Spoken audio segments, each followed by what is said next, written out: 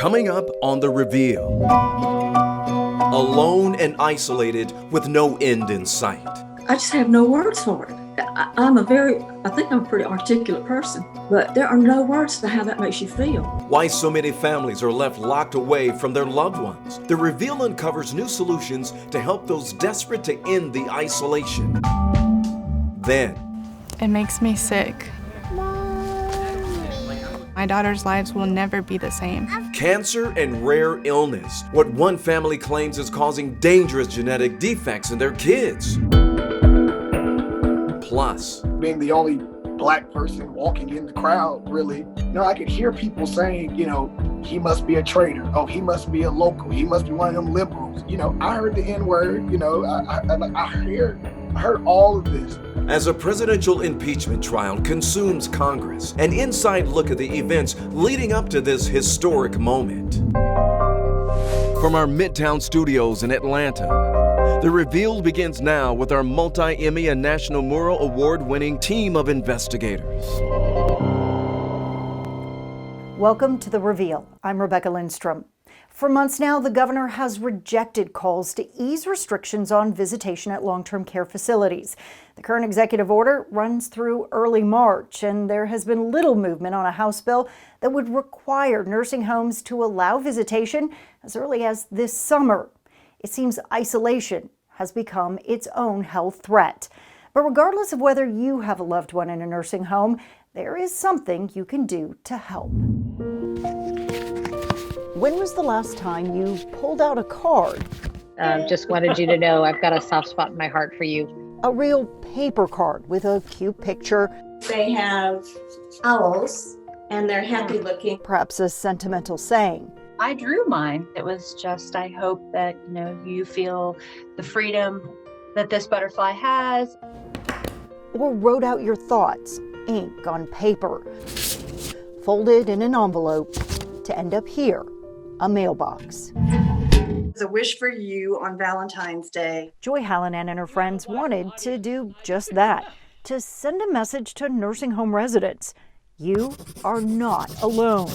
The inspiration struck after a friend posted about her mom's depression, the isolation from COVID wearing her down. Just broke my heart. And I thought, and that's someone who has a family member in town who can come over and do something with them. Think of all the people who don't have a family member nearby or who are not able to leave because of COVID. In most nursing home communities, visitors still can't go inside, but letters can. I just thought it was a wonderful idea. I just think it's real important, these small acts of kindness right now. It's just hard. Gail Manter is writing letters too, not to residents, but to the governor. Her message is more personal. My husband needs me. Well, I was shocked the day I went to the door and they said, "You can't go in." I said, "You what?" He said, "You can't go in." Gail's husband Tom went into a nursing home 2 years ago after complications from knee surgery and his Parkinson's were too much for her to manage. She lives with a guilt that comes with her freedom, but it is made worse by her inability to visit. I just have no words for it. I think I'm a pretty articulate person, but there are no words to how that makes you feel. Gail wants Governor Kemp to require nursing homes to designate at least one person who can come inside for visits. Representatives Bonnie Rich and Alan Powell sent a letter to the governor in support, at least for facilities that receive tax dollars. Gail says she just wants to be a wife. Tom needs me to be there.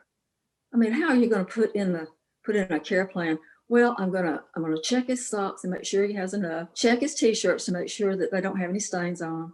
I'm gonna sit beside him and hold his hand. It is the hands of those that so desperately long to be touched that have started writing letters of their own. In February, the state long-term care ombudsman office sent dozens of letters like these from residents to the governor as well.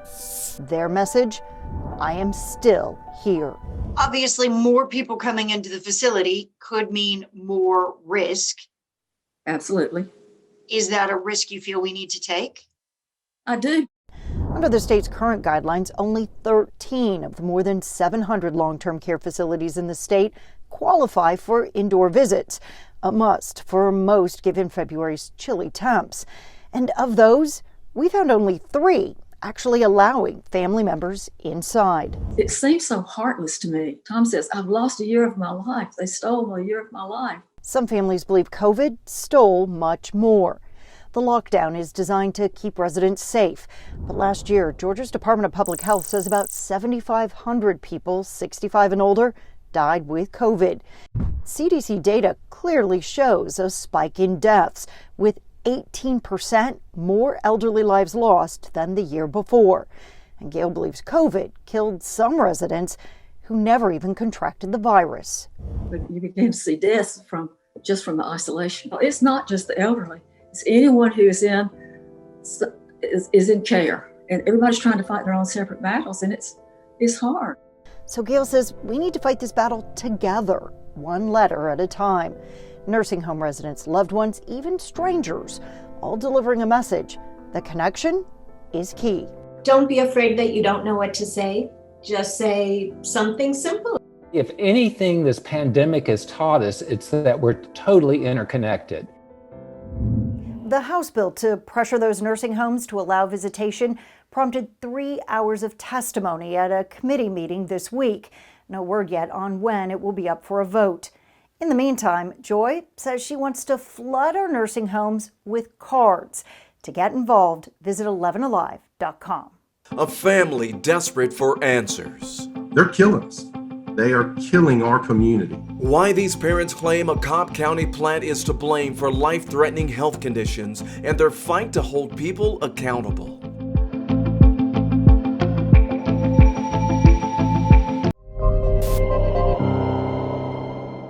Welcome back. The Georgia Environmental Protection Division plans to release a proposal that could limit the amount of gas a medical sterilization plant can use in Metro Atlanta. For nearly 2 years, Sterigenics has come under fire for using ethylene oxide after the federal government determined it can cause cancer.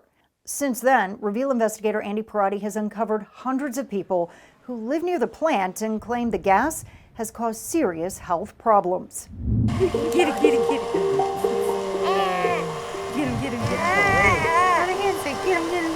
Two siblings hand in hand share a moment of bliss, a bond forged not only by blood, but from the illnesses that almost took their lives.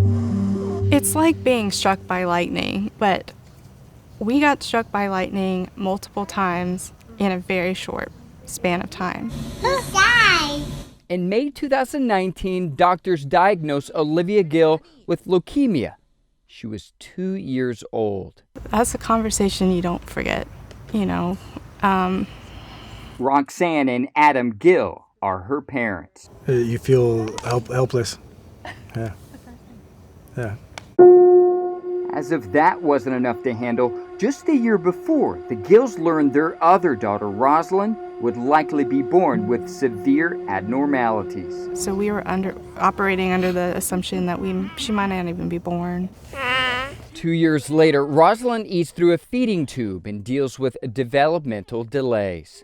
It's kind of a guessing game, She might have seizures. She might not have seizures. She might never walk. She might never talk. Say thank you, Rosie. Doctors told them both of their daughters suffered from spontaneous genetic mutations. But the Gills kept searching for answers. And then a puzzle started clicking into place. The last piece came in July 2019 while watching the news. New at 6 o'clock. For years, they may have been exposed to a cancer-causing chemical, and they had no idea. Most of the risk driven by ethylene oxide. What exactly is ethylene oxide and why is it so concerning? The potentially cancer-causing toxins being pumped into the atmosphere. Cancer-causing ethylene oxide. Ethylene oxide. Ethylene oxide, the chemical used by Sterigenics to sterilize medical equipment. At the time, the Gills lived in an apartment 3.5 miles from the Sterigenics plant. Up until just a few years ago, have you ever even heard of ethylene oxide? No, never. Good morning. Thank you for being on Zoom with us. This past summer, multiple attorneys held a virtual press conference to announce they collectively represented about 200 people, claiming ethylene oxide used by Sterigenics and another plant in Covington called BD are responsible for sickening their clients, diagnosed with lymphoma, leukemia, and breast cancer. And all of them were in otherwise good health and without significant genetic or other health conditions other than exposure to ETO. They're killing us. They are killing our community. This sort of dangerous facility should not be operating in a community as close to all of these residential neighborhoods as Sterigenics is. Attorney Sharon Zins and Drew Ashby represent the Gill family. They have not submitted evidence supporting their claims, but they say it's forthcoming. And at the end of the day, the evidence will be clear that the things that our clients are suffering from when we bring these cases are ethylene oxide. Sterigenics declined to be interviewed, but in a statement wrote, Sterigenics empathizes with anyone battling cancer, but we are confident that the operations at our Atlanta facility are not responsible for causing any illnesses alleged in these lawsuits. Our facility operates safely as it sterilizes vital medical products. What would be your response to that? How many of them live in this community? I know the answer to that, and you do too. It's none. In August 2019, Sterigenics temporarily shut down. Less than a year later, a federal judge ordered it can continue to operate and remains open today. Over the past 2 years, the plant has self-reported numerous ethylene oxide leaks, all within state and federal regulatory guidelines. What goes through your mind knowing that? It makes me sick. My daughter's lives will never be the same. Representatives from BD and Covington did not respond directly to the claims, but in previous interviews they have pointed to studies which show ethylene oxide occurring naturally in both urban and rural areas, sometimes at higher levels than what we see in communities surrounding the plants. It's at the center of a historic trial. They were locking themselves in offices and sliding desks and drawers to block people from coming in. An inside look at the Capitol insurrection from a Georgia Capitol Hill staffer just trying to get to work in the midst of the mob. For more on these investigations or to submit a tip to the Reveal team, text REVEAL to 404-873-9114 or email us at thereveal@11alive.com. January 6th left an undeniable mark on America's history. And the riots inside the halls of Congress are front and center again as we watch the impeachment trial of former President Trump. A Georgia native found himself in the middle of it all, watching the insurrection happen around him. He spoke with our Hope Ford about the siege that day and what life has been like ever since. Pierre Watley, born and raised in Noonan, Georgia. Went to Howard, Washington, D.C., and currently live and work there. I always wanted to work on Capitol Hill. When I walked in on day one and got the tours and stuff, I was like, wow. That is the beautiful thing about, our Constitution, living in D.C. You see it all, I've seen literally protests for the Easter Bunny. You're going to work, 7 o'clock in the morning. I was literally walking in the crowd. You could tell that something was brewing, right? It felt different. It looked different, being the only Black person walking in the crowd, really. I could hear people saying, he must be a traitor. Oh, he must be a local. He must be one of them liberals. I heard the N-word, I heard all of this. I've seen a peaceful protest rally in D.C. in support of Trump before, right? I've seen it. I've talked to those people, right? So it was easy for me to easily push back against someone and say, well, this was a peaceful protest. No, it was not. Because I've seen that. You've had a peaceful protest before. This was different.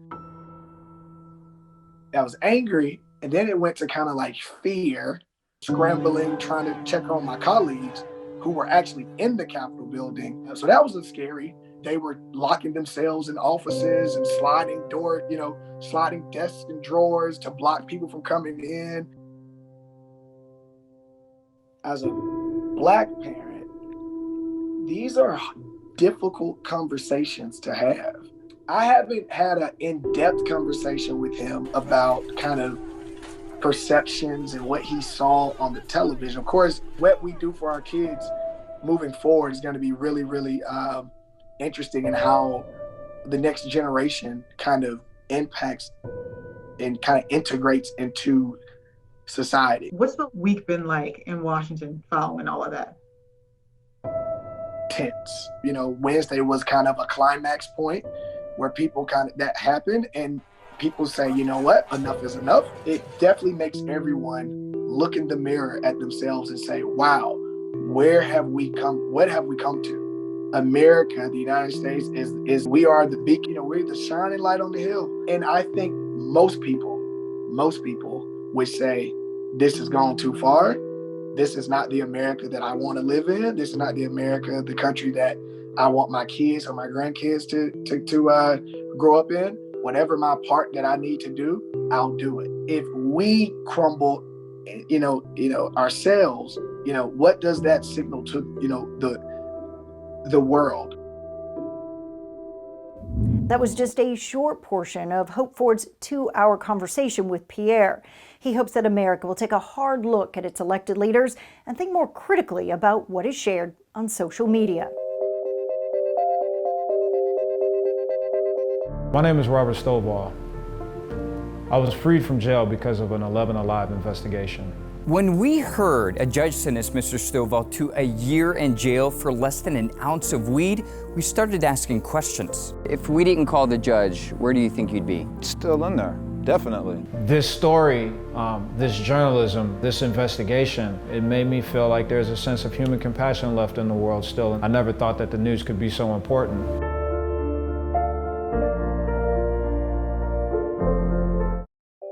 For more on these investigations or to submit a tip to the Reveal team, text REVEAL to 404-873-9114 or email us at thereveal@11alive.com. Central to President Trump's impeachment defense is Atlanta's Julian Bond. John Sherrick explains how the late civil rights leader has essentially become a witness for the defense.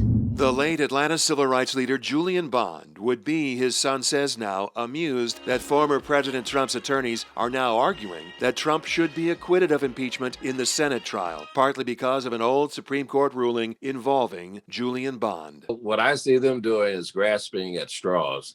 My father's case is very, very different. Atlanta City Council member Michael Julian Bond points out that in 1965, his father was denied a seat in the Georgia House of Representatives for telling a reporter that he opposed the Vietnam War, and the House falsely accused Bond of advocating draft dodging. The U.S. Supreme Court ruled in favor of Bond, and Bond took his seat. Now attorneys for Trump say that all Trump was doing on January 6th was exercising his First Amendment rights and not inciting anyone to break the law. I think it's a quite creative citation. Emory University law professor Fred Smith in Atlanta says he's not sure Bond's case supports Trump's. The president's lawyers are looking for cases in which public speech by a public official has in fact been protected speech. He would have a wry smile based on them grasping in his direction to try to save the former president. Once again, Georgia finds itself on the front lines of an important debate. And helping write history. You can follow the details of President Trump's second impeachment hearing as it unfolds on our 11 Alive app. Thanks for watching The Reveal.